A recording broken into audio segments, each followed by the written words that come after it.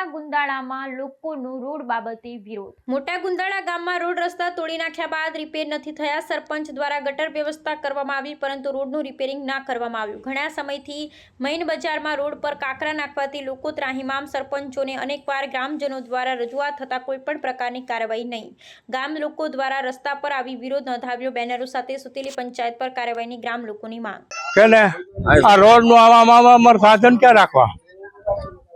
બોલો બોલો શું કહેશો? કોઈ બીમાર વ્યક્તિ પડે તો? હા તો આમાં શું કરવું? આમાં કઈ સાધન તો આવતું નથી। લાલજીભાઈ અર્જુનભાઈ ખોખર। મારું નામ મહેશ કાચા, મોટા ગુંદાળા। આ સરપંચે આ જો ગટરની લાઈન નાખી હાલે હતી તો છતાંય બીજી નાખી। આમાં અત્યારે સાધન નથી હાલે એમ કે નથી એમ્બ્યુલન્સ, ક્યાંય કોઈ બીમાર માણસ પડે તો એમ્બ્યુલન્સ નથી અંદર આવી શકે એમ કે સમસાને કોઈનું અવસાન થયું હોય તો એમાં નથી જઈ શકે। એ રસ્તો જો આ એને ગટર ખોઈ દીધી, પેક થઈ ગયો, શું કરવાનું? કેવી તકલીફ પડે?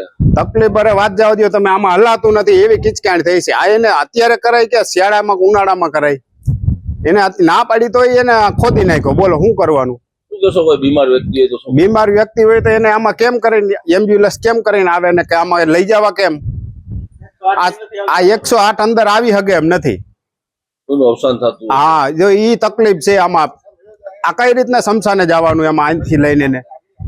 શું માંગ શું છે તમારી? હવે આ રોડ રિપેર કરો, એને આ વાહોમાં થઈ જાવ એને બદલે એને કઈ કર્યું જ નહીં, એમને પારા કરીને વૈયા ગયા। બેન વલ્લભભાઈ નરિયાધારા।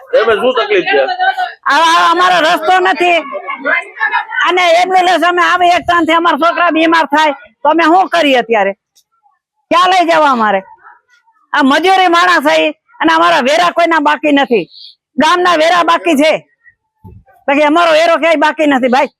વેરા લઈ જઈને બધા ખાઈ જાવ। કેવી તકલીફ? તકલીફ આ જોયા વેરી તકલીફ છે તાણ ગેજમાં પડે અને એમ્બ્યુલન્સ આવી શકતી નથી અહીં અને જામ હત્યાન વટા હોતી અહીં હોતી નો છે અમારે। અને કયો એમાં ખોબલે ને ધોબલે મત દીધા હતા અને મતમાં મત એટલા અમે દીધેલા ભાઈ।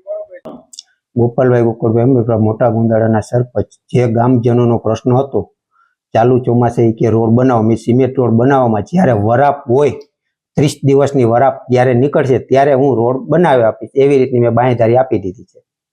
સરપંચ ગ્રામ્ય લોકો તમારી ભાઈ આક્ષેપ કરી રહ્યા છે કે ગ્રાન્ટ તો 5 લાખ રૂપિયાની કેટલા સમય પહેલા આવી ગઈ છતાં સરપંચ નથી બનાવી રહ્યા, શું કહેશો? નહીં સાહેબ, એવું કોઈ હોતું નથી। ગ્રાન્ટ આવી વરસાદ ચાલુ હોવાથી રોડ બનાવેલો નથી। ગ્રામ લોકો એવું કહે છે કેટલી બી ગ્રાન્ટો આવે છે સરપંચ કોઈ કામ જ નથી કરતા। ગામ લોકોને જોવાની છૂટ, ગ્રામ આવે છે તાલુકા પંચાયતની અંદર તપાસ કરી લે। આ જે ગ્રાન્ટ આવી તમે ક્યારે આવી ગ્રાન્ટ ને શું કામ પાતી, શું કામ નથી કરવામાં એનું કારણ શું? વરસાદને કારણે કામ કરેલું નથી। ગ્રાન્ટ કેટલા સમય પહેલા આવી? ગ્રાન્ટ ટૂંક સમય પહેલા આવેલી છે। અત્યારે જે શમશાનનો રસ્તો છે, શમશાન જવા માટે તકલીફ પડે છે, પછી લોકોને કોઈ બીમાર હોય તો 108 ના આવી શકે, એનું શું નિરાકરણ કરવું? નહીં સાહેબ, એવું કોઈ છે નહીં શમશાને જવા માટે કે 108 ના આવે એ વસ્તુ છે નહીં। ત્યારે રસ્તો બાજુની બજાર ખુલ્લી છે, હજી ગટર નાખી છે, ચાલુ વરસાદ હોવાથી હિચકાઈ તો રહેવાની છે। શું તમે કેટલા દિવસમાં કામ પૂરું કરશો? સાહેબ ગટર તો નખાઈ ગઈ છે ને, હવે પછી ગવર્મેન્ટ અમને જેમ પૈસા આપતા જાય છે એમ કામ કરતા જશે। રોડનું કામ કેટલા સમયમાં પૂરું? એટલે આજે રોડ જે મેન બજારનો છે તે રોડ વરાપની વાત છે, 30 દિવસની વરાપ થાય એટલે રોડ કરી આપશું। ગ્રાન્ટ કેટલા રૂપિયાની આવી છે? 5 લાખની। મોટા ગુંદાળા ગામે ઘણા ટાઈમથી આખા ગામની અંદર રોડ ખોદી અને ગટરો નાખી દીધી, તે પછી રોડ રિપેરિંગ કરવાનો કોઈ પાસે ટાઈમ નથી। આજ 1.5-2 વર્ષથી ગામ આમથી આમ વલાખા મારે તો સરપંચ દ્વારા કોઈ જવાબ દેવામાં આવતો નથી, કોઈ ધારાસભ્ય દ્વારા દેવામાં આવતો। એ બાબતે અમે આજ રજૂઆત કરેલી પણ કોઈ અમને એ પ્રકારે કોઈ જવાબ જ નથી દીધો। એના અનુસંધાને અમે આ રોડ બંધ કરી દીધો હતો। પછી સરપંચ દ્વારા આવવામાં આવ્યા, એના મોઢેથી એવું કીધું કે 4 મહિનાથી ગ્રાન્ટ આવી ગઈ છે પણ અમે અત્યારે રોડ કરવાના નથી કે તમે અમને ટાઈમ આપો। એટલે અમે એની પાસેથી લખાવી લીધું અને 30 દિવસનો એને અમને ટાઈમ આપ્યો છે। એટલે કહેવાનો મતલબ એવો છે કે આવા કોઈક કાર્યક્રમ કરી તો જ આ સરપંચ, ધારાસભ્ય હોય, સાંસદ હોય તો જ આ બધા જાગે છે, બાકી કોઈને કાંઈ પડી નથી, બધા એના ઘર ભરવામાં જ રેડી છે। આજ ગામમાં એવી ચર્ચાઓ થતી હોય, હું એવું નથી કહેતો પણ ગામ એવું કહે છે કે સરપંચે 25 લાખનું દેણું ભરી નાખ્યું આ પંચાયતમાંથી। એટલે કે કાયદેસર રીતે હિસાબ માંગવામાં આવે, કાયદેસર રીતે હિસાબ બધે કરવામાં આવે તો મોટા ગુંદાળા ગ્રામ પંચાયતમાં બહુ મોટા પાયે ભ્રષ્ટાચાર છે, જેનું તમે આ સેમ્પલ જોઈ શકો છો। શું આજે આ કાર્યક્રમ શું કર્યું છે? કાર્યક્રમમાં એવું હતું કે અમે મોટા ગુંદાળા ગામનો જે બહુ જર્જરિત રોડ હતો, મેઇન રોડ, એને અમે બંધ કરી દીધો હતો. કારણ કે ગાડી કે ટુ વ્હીલ હાલે એટલે પાણા ઉડીને સીધા દુકાનમાં આવતા, ને કોઈક માણસ બેઠું હોય, લાગે છોકરા રમતા હોય, અને સરપંચ દ્વારા કોઈ ધ્યાન દેવામાં આવતું નહોતું. એટલે અમે મેઇન રોડ બંધ કરી દીધેલો અને સરપંચને જાણ કરેલી. પછી સરપંચ આવ્યા.